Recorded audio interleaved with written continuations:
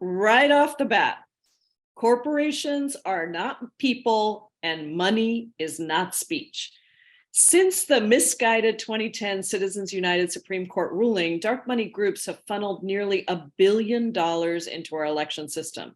And the 2020 election easily became the most expensive election in American history. It was more than double the total cost of the record-breaking 2016 election cycle. So this is going in completely the wrong direction. And this money makes elected officials beholden to corporations, to billionaires, to their wealthiest donors. And even when they may not be completely influenced by the money, the trust that people put in us is compromised when they think that we might be more beholden to money and when they know that our real job is to work for the people. So that's why, for me, from the minute that I announced that I was running for Congress 7 years ago now, I pledged that I would not take any corporate PAC contributions. In fact, at the time that I did that, I was one of only a very tiny handful of members of the House who did not take corporate PAC money.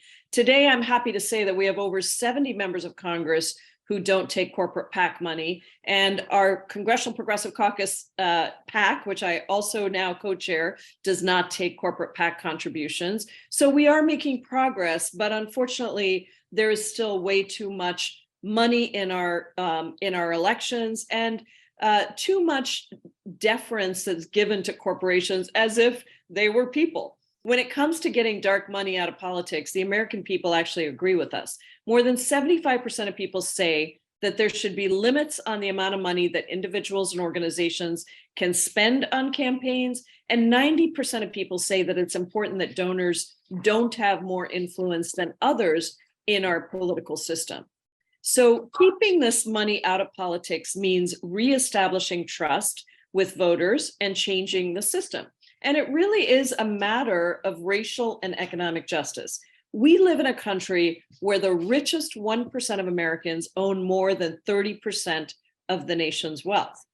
And we know that the wealth gap is particularly staggering for Black and brown families. White families have an average wealth that's more than 14 times as much as Black families. And with a Supreme Court ruling that makes money equivalent to speech, people of color will inevitably be silenced by millionaires and billionaires.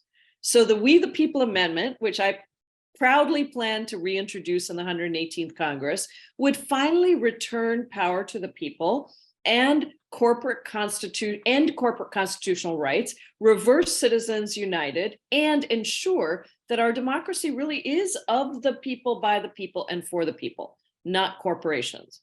So very simply, the amendment says that corporations are not people, money is not free speech. It clearly states that inalienable rights belong to human beings only, not artificially created corporate entities, and that campaign contributions are not a form of free speech and must be regulated. As Supreme Court Justice Stevens said in 2010, corporations have no consciences, no beliefs, no feelings, no thoughts, no desires. They are not themselves members of we the people, by whom and for whom our Constitution was established. So my We the People Amendment ensures that politicians aren't beholden to big pharma, big tech, or big oil. It ensures that every single voice is heard in this country. And whether you make minimum wage or you run a Fortune 500 corporation, your vote and your voice are equal, and that we all have a say in who represents us.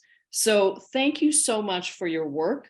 Continuing this fight together, I truly believe we have the ability to move the needle on this critical, necessary work and create an election system that is fair and just.